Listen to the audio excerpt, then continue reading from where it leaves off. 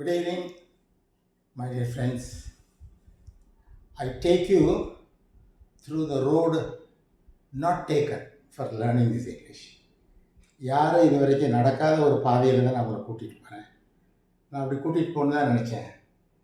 So I am sorry for the inconvenience that I cause. ஒரு inconvenience தான், but you will find some novelty. இதில் ஒரு புதுமையை நீங்கள் பார்ப்பீங்க இதை கற்றுக்கிறதுல. இப்போ நான் என்ன கொடுத்துருக்கிறேன் சொன்னால், சரி, இதுக்கு முன்னாடி எப்படி அந்த 6 ஸ்டெப் வேர்பை, அந்த வேர்பை எப்படி அமைக்கிறது அப்படிங்கிறத இதுக்கு முந்தின பாடத்தில் நான் சொல்லிக் கொடுத்தேன். இப்போ நான் என்ன சொல்கிறேன்னு சொன்னால், ஏற்கனவே நான் இதை பற்றி பேசியிருக்கேன். இப்போ ஜஸ்ட் டு ரிமைண்ட் யூ, ஆக்ஷனை 3 வேர்டில் செட் பண்ணணும். அந்த 3 வேர்டில் செட் பண்ணுறத டெக்ஸ்ட்னா do action, have action, be ஆக்ஷனில் பேசணும். ப்ரெசண்ட்டு டென்ஸ்ன்னு சொல்கிறது, ப்ரெசண்ட்டு பாஸ்ட் ஃபியூச்சரில் பேசணும். Affirmative, negative, interrogative, open question, then direct question, exclamatory, imperative 5 சென்டென்ஸில் பேசணும். இந்த மாதிரி ஒரு வாக்கியத்தை அமைச்சதுக்கப்புறம் அந்த ஆக்ஷனை 18 டைமிங்கில் பேசணும். அந்த 18 டைமிங்கில் தான் நான் 6 டைமிங், ஏன்னா 18 போட்டு உங்களுக்கு வந்து I do not want to make it a burden for you. அதனால் முதல்ல ஒரு 6 மாத்திரம் நான் எடுக்கிறேன், டைமிங் எடுக்கிறேன். அப்புறம் நான் ஃபேக்ட் போடுறேன். ப்ரிப்போசிஷன் இல்லாமல் இதை பேச முடியாது. இந்த கிராமர் கீஸ் இல்லாமல் இந்த 18 பேச முடியாது. மைண்ட் வேர்டு இருக்கு இல்லையா, மே, மஸ்ட்டு, கேன், குட், ஷுட்டு, அந்த மைண்ட் வேர்டு இல்லாமல் இதை பேச முடியாது. அப்போ இதெல்லாம் சேர்த்து இதை கம்ப்ளீட் பண்ணும்போது தான் so you will get a full fledged English. சரி, அதனால தான் நான் சொன்னேன், இது வந்து பை தாட் லேர்னிங் சொன்னேன். இதை சிந்திச்சு you must reach and reach out. நீங்கள் முதல்ல இதுக்கு ஆசிரியராக நீங்கள் மாறணும். அதுக்கப்புறம் இது நீங்கள் மற்றவங்களுக்கு சொல்லிக் கொடுக்கணும். நல்லா கவனிச்சுக்கணும். இப்போ பாருங்கள், நான் சொல்கிறது நல்ல கவனிங்க. So if you want you can make note of things what I tell you. Okay, ஒரு ஆக்ஷன் வேர்டு நாங்கள் டேக், அந்த ஒரு வேர்டு நான் எடுக்கிறேன். ஐ ஸ்ட்ரெஸ், ஏதாவது ஒரு வேர்டு எடுத்து நான் உங்களுக்கு சொல்லி தந்தால் உங்களுக்கு ஒரு அண்டர்ஸ்டாண்டிங், ஒரு படிமானம் இருக்கு இல்லையா. இப்போ எந்த ஒரு ஆக்ஷனை நீங்கள் எடுத்துக்கலாம். அந்த ஆக்ஷனுக்குன்னு ஒரு டைம் இருக்குது, அந்த ஆக்ஷனுக்குன்னு ஒரு பிளேஸ் இருக்குது, அந்த ஆக்ஷனுக்குன்னு ஒரு மைண்ட் இருக்குது. எந்த ஆக்ஷனாக இருந்தாலும் சரி, டேக்குன்னா அதனுடைய டைம் என்ன, அதனுடைய பிளேஸ் என்ன, அதனுடைய மைண்ட் என்ன, எந்த உணர்வோடு நான் எடுக்கிறேன், எந்த இடத்துல நான் எடுக்கிறேன், எந்த டைமிங்கில் எடுக்கிறேன். அதே மாதிரி இப்போ ஒரு தடவை இன்வைட் பண்ணுறேன்னு சொன்னால் அந்த இன்வைட் பண்ணக்கூடிய டைம் என்ன, எந்த இடத்துல, அது என்ன மைண்டு. ஓகே, இதெல்லாம் ஒரு ஆக்ஷன் வேர்டில் கட்டாயம் இருக்கணும். இப்போ நான் இதை எடுத்துக்கிட்டேன், டைம் 18ல் ஆரம்பத்தில் நான் எடுத்துக்கிட்டேன், அது ஒரு யூனிட்டாக எடுத்துக்கிட்டேன். அதனால் இங்கே பாருங்கள், 6 டைம் வேர்பிங். சரிதா? நான் ஒவ்வொன்றா தனித்தனியாக சொல்லிக் கொடுப்பேன். போட்டால் I will not confuse anything, எல்லாத்தையும் போட்டு.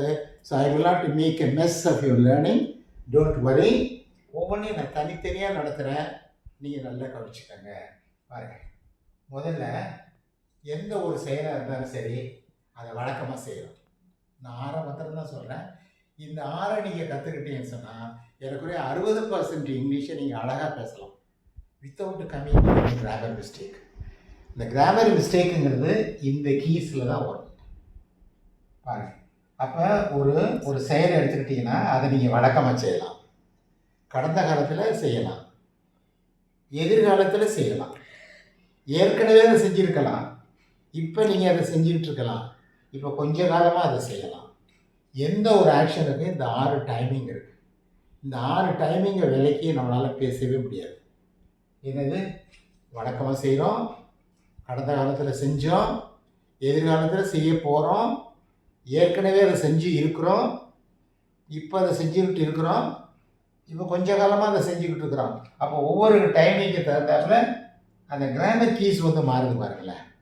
அப்போது இந்த 6 டைமிங், அதுக்குள்ளே கிராமர் கீஸை நீங்கள் தெரிஞ்சுக்கிட்டு நம்ம வாக்கியங்கள் அமைக்க கற்றுக்கிட்டோன்னு சொன்னால், so it can be a very grand success for you in your, I mean you can create, so you can be triumphant in your learning English.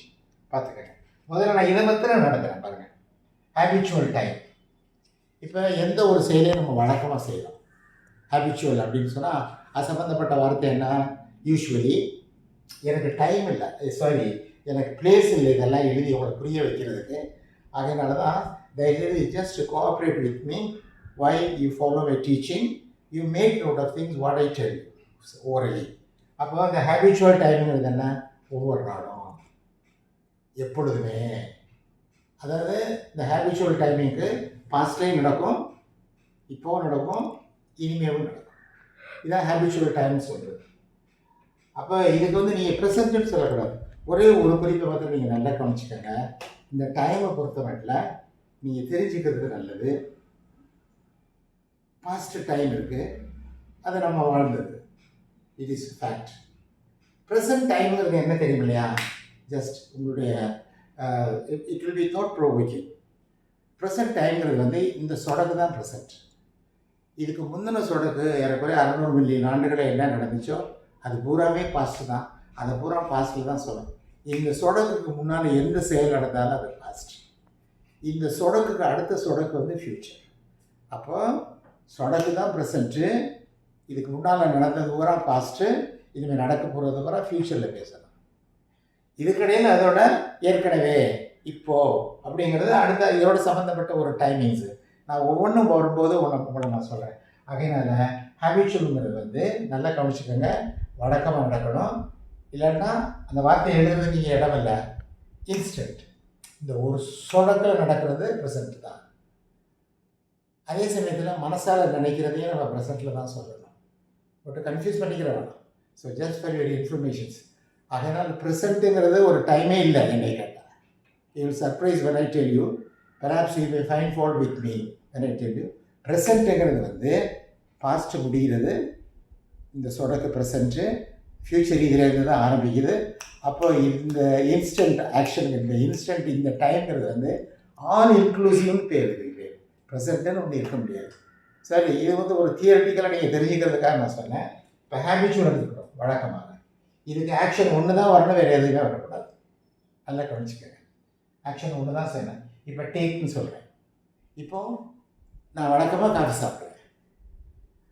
அப்போ ஆக்ஷன் ஒன்று தான் சொல்லணும். I take coffee usually. இதில் என்ன அப்படின்னு சொன்ன சரி, யார் செய்கிறது, எதை வந்தாலும் வரலாம், வராட்டாலும் இல்லை. ஆனால் டைம் பேசி நம்ம பழகணும். சரி, நம்முடைய ஸ்பீச்சில் வந்து நம்ம டைம் ஃபேக்டரை கொண்டு வரதில்லை.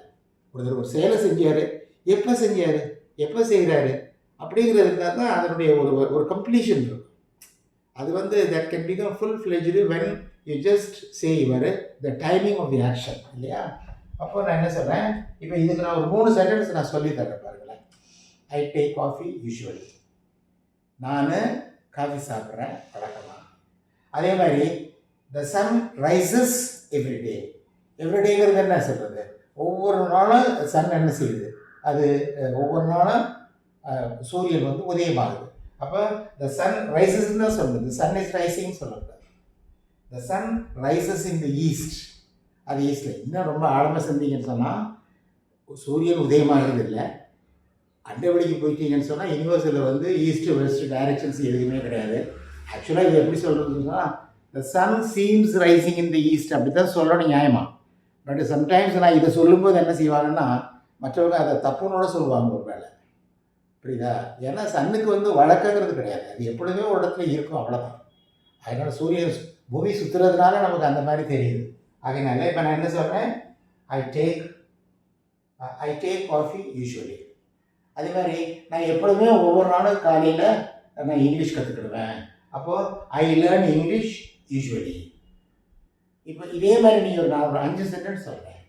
நான் வந்து என்னுடைய ஆஃபீஸை ஸ்டார்ட் பண்ணுறது வழக்கமாக நான் ஒரு 10 o'clock என்னுடைய ஆஃபீஸ் ஒர்க்கை நான் ஸ்டார்ட் பண்ணுவேன். அப்போ I start my office work at 10 o'clock usually. அல்லது எவ்ரிடே, எவ்ரி வீக், அது எப்படி வேணாலும் சொல்லிக்கலாம். இதுக்கு நிறைய வார்த்தைகள் இருக்குது. பட் உங்களை புரிய வைக்கிறதுக்காக நான் ஜஸ்ட் ஒரு வார்த்தையை மட்டும் நான் சொல்கிறேன். யூஸ்வலி நான் எப்பொழுதுமே என்ன சொல்கிறேன்னு சொன்னால் பேண்ட்ஸு ஷர்ட்டு தான் போடுவேன். அப்போ ஐ வேர்ன்னு தான் சொல்கிறேன். ஐ வேரிங் அப்படின்லாம் சொல்லிடக்கூடாது. அப்போ ஐ வேர் த பேண்ட்ஸ் யூஸ்வலி. அதே மாதிரி மனதால் செய்கிற செயலை, அது பெர்செப்டிவ் ஆக்ஷன்னு சொல்கிறது. மனசால் செய்கிற செயலை ப்ரெசெப்டில் தான் சொல்ல முடியும், பாஸ்டில் சொல்லக்கூடாது. உதாரணமாக லவ், ஒருத்தரை லவ்னு சொல்கிறோம் வச்சுருச்சுங்களேன். அப்போ லவ்னு சொல்கிறது வந்து மனசால் செய்கிற செயல் இல்லையா? அப்போ ஐ லவ் யூன்னு தான் சொல்கிறோம்.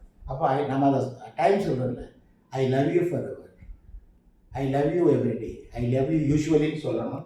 ஐ ஆம் லவ்வின்னு சொல்லக்கூடாது. ஐ ஆம் லவ்வின்னு சொன்னால் அசச் ஒரு நல்ல இங்கிலீஷ் சென்டென்ஸ் தான், பட் அதில் வந்து அந்த மீனிங் வந்து இஸ் நாட் கிளியர். ஐ ஆம் லவ்விங்னா இப்போதைக்கு நான் லவ் பண்ணுறேன், கொஞ்ச நாள் இல்லைன்னு அர்த்தம். அப்போது ஐ லவ், அதேமாதிரி I remember, I understand, I perceive. புரியுதா? அது மாதிரி ஒரு ஒரு மோமெண்ட்டில் நடக்கிற ஆக்ஷனையும் இந்த ஏசி ஒன்றில் தான் சொல்லணும். மனசால் செய்கிற ஆக்ஷனையும் இந்த ஏசி ஒன்றில் தான் சொல்லணும். இன்ஸ்டன்ட் ஆக்ஷன் இருக்கு இல்லையா? இப்போ நான் வந்து இந்த சாக் பீஸை எடுக்கிறேன். இந்த சாக் பீஸை நான் எடுக்கிறது வந்து ஒரு செகண்டில் தான் எடுக்க முடியும். என்னுடைய சாக் பீஸை நான் எடுத்துக்கிட்டே இருக்க முடியாது. அப்போது I take this piece of chalk, I am taking this piece of சாக்னு சொல்ல முடியாது. புரியுதானு சொல்ல? இப்போ நான் சொல்லித்தரது கொஞ்சம் நேரம், அது இல்லை. இப்போ நான் ஃபினிஷ் பண்ண போகிறேன், இந்த யூனிட்டை நான் ஃபினிஷ் பண்ண போகிறேன். அப்போ ஒரு செகண்டில் தான் ஃபினிஷ். அப்போ I finish my teaching, I start my teaching. இப்போ இது ஒன்றா மாத்திரம் நான் சொல்லிட்டேன். டு ரீகேப்சுலேட், உங்களை மறுபடியும் புரிய வைக்கிறதுக்கு நான் மறுபடியும் என்ன சொல்கிறேன், நாம் வழக்கமாக ஒரு ஆக்ஷனை செஞ்சால் அதுக்குள்ளே கிராமர் கீ வந்து ஏசி ஒன்று தான். அந்த ஆக்ஷனுக்கு ஏசி ஒன்று தான் போடணும். ஏசி 2 மற்ற 3 அங்கே எல்லாம் நீங்கள் போயிடக்கூடாது. அதுதான் இவர் அண்டர்ஸ்டாண்டிங். அப்போ வழக்கத்தோடு நான் என்ன சொல்கிறேன், இன்ஸ்டன்ட் ஆக்ஷன், ஒரு செகண்டில் செய்கிறது. பெர்செப்டிவ் ஆக்ஷன், மனசால் செய்கிறது. இன்னொன்னையும் ஃபார் யுவர் அண்டர்ஸ்டாண்டிங் என்ன சொல்கிறேன், ஹிஸ்டாரிக் ப்ரெசன்ட்னு சொல்கிறது. இப்போ திருவள்ளுவர் சொன்னார்னு சொல்லக்கூடாது, ஏன்னா திருவள்ளுவர் சொன்னது இன்றைக்கி இருக்கு இல்லையா? அப்போது திருவள்ளுவர் சேய்ஸ்ன்னு தான் சொல்லணும். சாக்ரட்டிஸ் சேய்ஸ், ஏன்னா அவங்க சொன்ன அந்த கருத்துக்கள் எல்லாமே இப்போவும் இருக்கிறதுனால அதுக்கு பேர் வந்து ஹிஸ்டாரிக் ப்ரெசன்ட்னு சொல்கிறது. அப்போ இதெல்லாம் இந்த யூஸ்வலி அதில் இந்த கீழே தான் கொண்டு வந்து ஏசி ஒன்றில் தான் கொண்டு வந்து. But I suppose that now you are clear the first factor of this six-step verb. Is it? I'm sorry, interactions-க்கு முடியல, நீங்கள் எங்கேயோ இருக்கிறீங்க. I am somewhere and you are somewhere. You are not visible. Perhaps I am visible to you. I hope that you have understood this. அப்போது 6 time verbing I just finished this habitual time. அதனுடைய grammar key வந்து AC1. யூஸ்வலிங்கிற வார்த்தை, எவ்ரிடேங்கிற வார்த்தை, every இயர்ங்கிற வார்த்தை, ஆல்வேஸுங்கிற வார்த்தை, அதில் ஏதாவது ஒரு வார்த்தையை போட்டு தான் நீங்கள் முடிக்கணும். இப்போ நீங்கள் எப்படி இதை ப்ராக்டிஸ் பண்ணணும்னு சொன்னால், இதே கான்செப்டில் நீங்கள் ஒரு 5-6 சென்டென்ஸை நீங்களே எழுதி பார்க்கலாம். யூ லேர்ன், ரைட், அதுக்கப்புறம் இன்னொருத்தருக்கு டீச் பண்ணுங்கள் அல்லது டிஸ்கஸ் பண்ணுங்கள். அதுக்கப்புறம் தான் இதை வந்து நம்ம பேசுகிறது கொண்டு வரணும். அப்போ இதனால நான் சொன்னேன், இந்த ரோடு நாட் டேக்கன். யாரும் போகாத ஒரு ரூட்டில் நான் உங்களை கூட்டிகிட்டு போகிறேன் இங்கிலீஷ் கற்றுக்கிறதுக்கு. அதனுடைய ஸ்டார்டிங் தான் இது. Okay, thank you very much.